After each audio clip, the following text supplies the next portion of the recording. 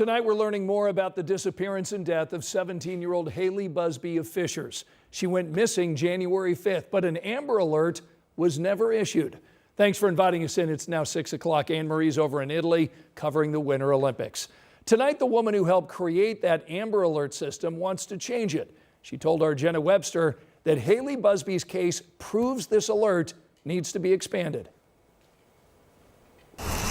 Across Haley Busby's hometown, pink ribbons highlight what some feel is a gap in the missing persons alert system. We need to do more. Carolyn Alvey helped create the Amber Alert system in 1996. It's only issued for a child who police believe was abducted and in imminent danger of serious injury or death. There also has to be enough descriptive information about the victim and the abduction. It's time for the state of Indiana to update that based on where we are with technology. The Amber Alert 30 years ago, we didn't have any of that. We didn't even consider what that technology could do in terms of the criteria for law enforcement. Alvey says Haley's disappearance is highlighting a need to expand the criteria for an Amber Alert, not create a whole new system like the Pink Alert. It's not that rigid in other states across the country. The guidelines apply nationwide, but she says some state agencies have more flexibility than Indiana. Take where Alvey lives in Texas, which can issue Amber Alerts even if the criteria isn't fully verified. Teenagers can't always make those decisions, right? So as adults, we need to make sure we're doing everything to protect them. So the police, in their investigative work, they uncovered that some things that were happening that they knew that Haley was probably in jeopardy, but they still couldn't issue, by law, they still could not issue the Amber Alert, and that's what we need to change. 30 years after the Amber Alert was created, Haley's case could be the one to change it. Haley's life meant something because now we're having this conversation.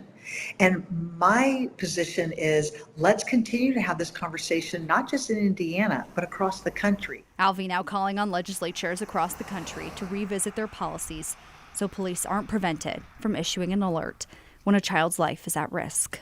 Jenna Webster, 13 News. The state of Indiana adopted that Amber Alert system back in 2003. Since then, we've been told there have been 186 requests. It's been activated 70 times. Today, the FBI released their statement regarding the investigation into Haley's death, saying in part the investigation is being driven by the pursuit of justice for Haley. Due to the many locations and jurisdictions involved, as well as the ongoing nature of the investigation, there is not a timeline for when more information can be released.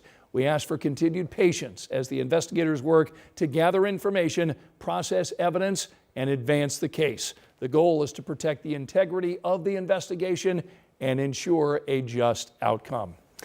Angela, let's talk about the weather. It was cold today, wasn't it? It was cold today, Scott. Temperatures right now in the teens and 20s. We're down to 18 at Morse Reservoir, Bainbridge, and Connorsville. Nice to see a little sunshine late on this Wednesday. 21 degrees currently in Greensburg. Evening numbers will stay in the teens and low 20s. Sunset, we're about 7 minutes away at 6:09. You'll need the winter layers again tomorrow. Teens to start, low 20s midday, and high temperatures tomorrow afternoon. Like today, expected in the mid-20s. A few snow showers possible late in the day tomorrow, so we want to make sure you're prepared for the weather impact that's coming. A stronger weather system possible Friday. Snow showers, some steadier snow for some, may lead to some slick roads. I'll cover the timeline and how much in the full forecast. All right, we'll see you in a little bit, Angela. Thanks. Developing tonight at 6, Lafayette Police now announcing a 6th arrest in the shooting of a Tippecanoe County judge and his wife.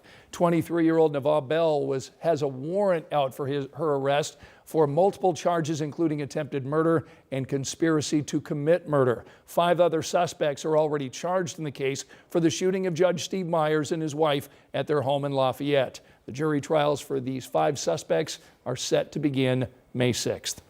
The Fishers teen driving the car in a crash that killed 18-year-old Mason Alexander will plead guilty in the case. Our Rich Nye has new reaction tonight from the family of the college football player who was killed. Rich? Both sides say they have a plea agreement, but neither the Hamilton County prosecutor nor the defense attorneys will release those details tonight. 18-year-old Trey Williams is charged with reckless homicide, reckless driving causing bodily injury, and false government identification. Williams was driving at high speed on March 1st last year when his car swerved off the road, hit a tree, and burst into flames. A passenger, Mason Alexander, was killed. Alexander was a star athlete at Hamilton Southeastern High School and had just started college at the University of Pittsburgh. His uncle told me this afternoon that the plea deal calls for incarceration for about 3 years.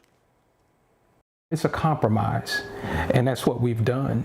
But it's not a compromise at 100%, because again, it'll never be 100%.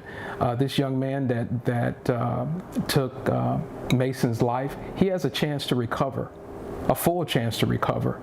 Mason will never get that opportunity. Williams will enter a guilty plea at a hearing on March 11th. Again, 13 News has not seen the plea agreement or the details of it. All right, Rich, thanks so much. Tonight at 6, a 25-year-old man is now under arrest, accused of hitting and killing a man with his car and then fleeing the scene. All of this unfolding around 9 o'clock Monday night near 34th and Shadeland on the east side of Indianapolis. New court documents reveal the suspect admitted to hitting the victim, then driving the car to a junkyard where he removed the license plate and then abandoned it. The suspect surrendered to police yesterday. Right now, dozens of students at Southport High School are facing out-of-school suspensions after walking out of class to protest ICE. It's a movement that we saw at many high schools this week across central Indiana. Matthew Foltz joins me in studio tonight with students who say they were never told that they would get in trouble. Matthew? Yeah, Scott, I spoke to 3 Southport High School juniors who say staff never notified them prior to the walkout or during that they would get in trouble. And it came only hours after that they learned they would face consequences. Now, this video on your screen is what the walkout looked like on Monday morning outside of Southport High School as dozens of students protested against ICE along several city streets. Students I spoke with say the walkout was unorganized, but it was peaceful. Now, 13 News obtained emails sent out to parents from the high school principal. The first one was sent out shortly after 11 a.m. saying that students would just be marked as unexcused for the day. But later Monday night, the principal sent out another email saying that there was a, quote, clear line between expression and endangerment and that students would face consequences in accordance with the student handbook. I've never been suspended, neither has these 2 kids, I know for a fact.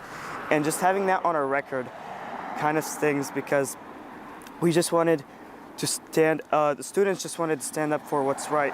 And I personally wanted to record it and amplify their voices out there. Now, the students tell me they believe more than 100 students right now are facing suspensions at Southport High School. They also tell me they believe what they did was right and just wish there was an opportunity to discuss it with school leaders. Now, I did reach out to Perry Township schools, that district, this afternoon, and they tell me that right now they can't or are not commenting on disciplinary actions. I did ask if they were able to, maybe review or give me guidelines that students have to follow in this situation. Again, they said they can't comment on disciplinary actions. All right, we know you'll be covering and following up. Thanks so much, Matthew. The state's top election official tonight is facing accusations that his campaign broke the rules.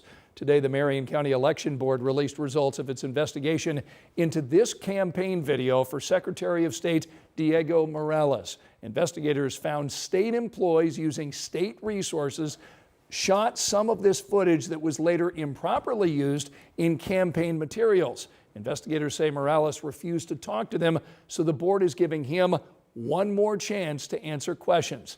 They could decide to refer that case to the state's Inspector General. Neither the Secretary of State's office nor the campaign has responded to our requests for a comment.